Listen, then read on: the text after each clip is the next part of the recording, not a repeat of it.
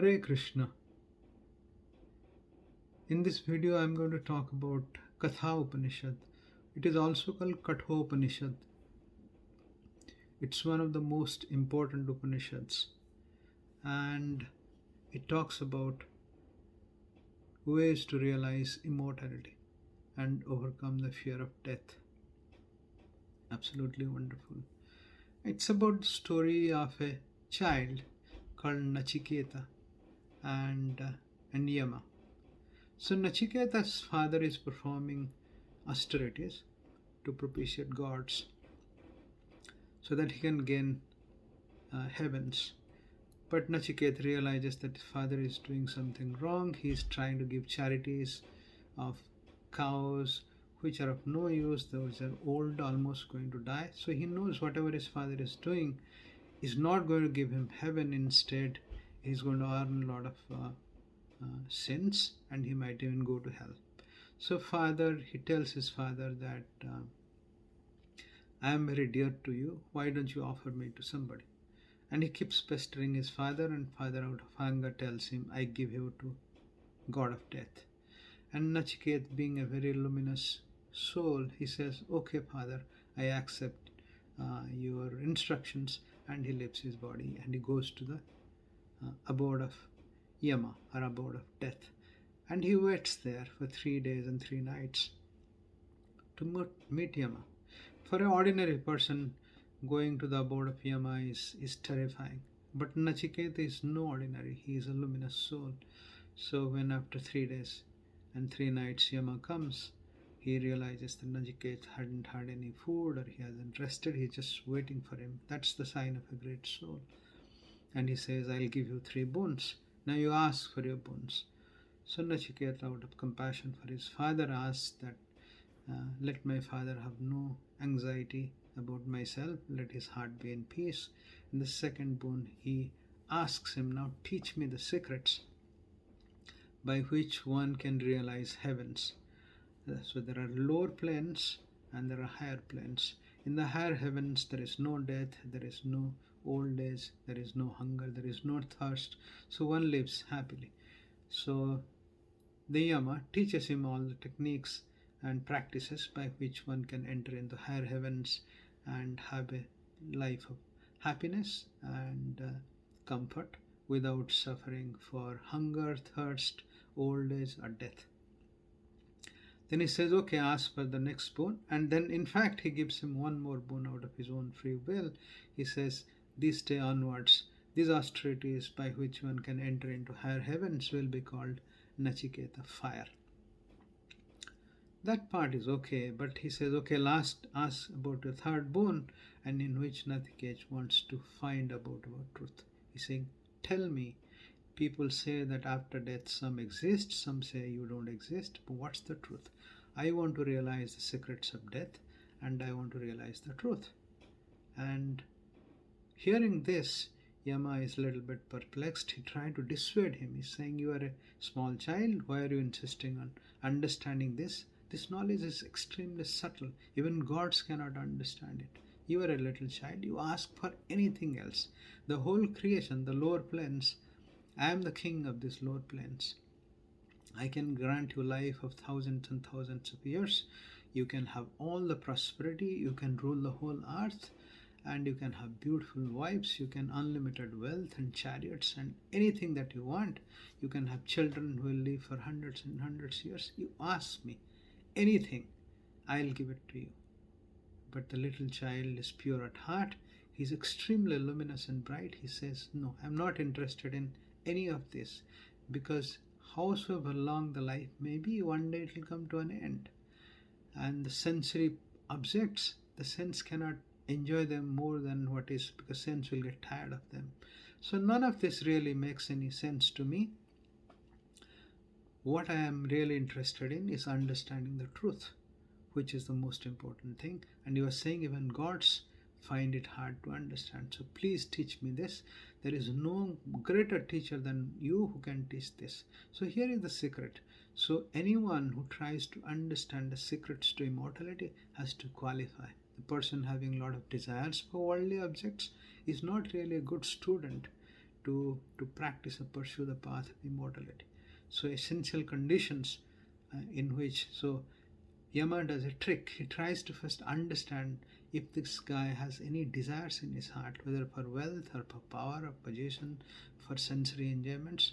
Once he realizes that the boy is pure at heart, he doesn't have any desires for worldly objects, then he is agreeing to teach him. Yama says few beautiful things. He says, in this world, always a person is faced with two choices. So one choice is choice which is for his own good, and the other one is the choice which is pleasurable to him. So he calls it shreyas and prayas. The ones which is pleasurable and the other one which is good for him. So he says the man who falls for the pleasurable objects, he falls down and he goes to the path of death.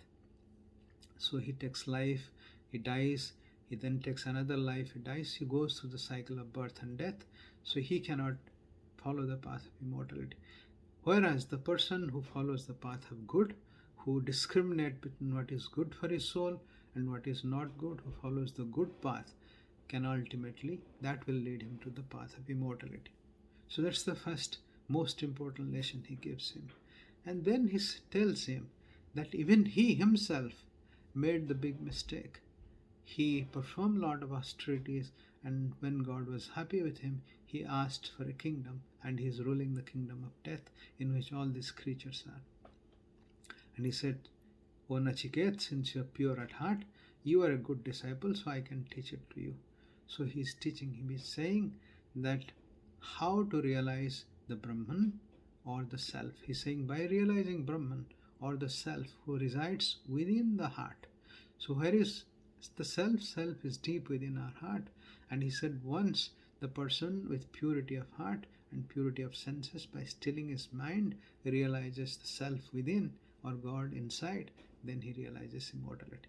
So he puts many conditions. So one of the conditions is the heart has to be absolutely pure, free of all desires, all contaminations, all evils. Condition number one. And condition number two is mind has to be stilled.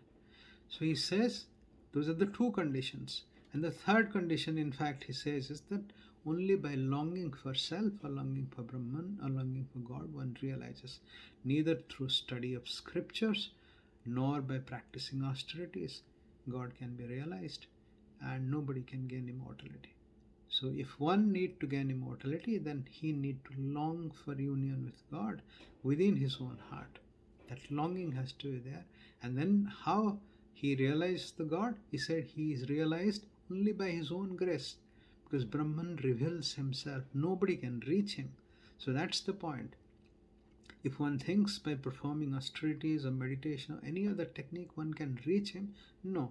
All the techniques, through meditation one turns his mind inward and one focuses on the self and one worships the self, one meditates on self until his heart becomes pure, until his mind becomes still. And once all those two conditions are attained, then God or Brahman by his own grace reveals himself in the heart of the disciple. So that's the important part, because sometimes we think that we can practice hard and we can realize Brahman. It's not by practice. Through grace only God is realized and immortality is gained. Right? So that's the key of it. So what we understand from the dialogue between both of them, there are few lessons here. First of all, anyone who aspires to realize God so that he can realize his own immortality and get rid of the fear of death, that can be attained only by one thing, by realizing divine or Brahman or God within his own heart. Right? So Lord resides in the heart of all beings and he can be realized there. But to realize him, Yama, the god of death, has put few conditions. He's saying first condition is that one must long for the divine. Longing. One must want him. One must long strongly. One must desire him. First condition. The second condition is the heart has to be absolutely pure, free of all impurities, all desires. And third condition, the mind has to be still. There is no thoughts, there is nothing. The mind is absolutely still, free of all thoughts. when that is attended, Lord by his own grace reveals himself and the devotee realizes him. Once it is realized, then he is the soul is free from the fear of death and realizes his own immortality. So that's essentially is the secret that Yama is saying. And Yama also tells few other things. He says this creation, this Brahman who dwells within our heart has also manifested himself as this universe. The universe is nothing but Brahman. But anything that we see outside is also Brahman.